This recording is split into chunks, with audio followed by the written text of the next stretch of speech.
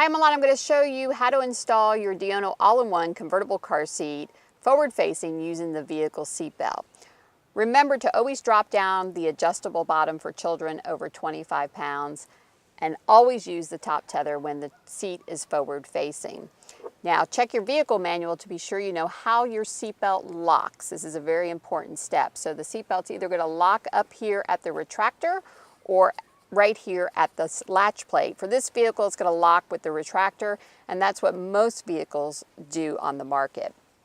Route the seatbelt through the forward-facing belt path, which is indicated here with the red piping. Then go ahead and pull the seatbelt all the way out until you hear a click and a ratcheting. You'll know the seatbelt is locked because you can't pull the belt out any further. And then I've opened up our side panels here so that we can easily access the shoulder belt, and you can pull the excess webbing so that the lap portion is cinching down on the forward-facing belt path.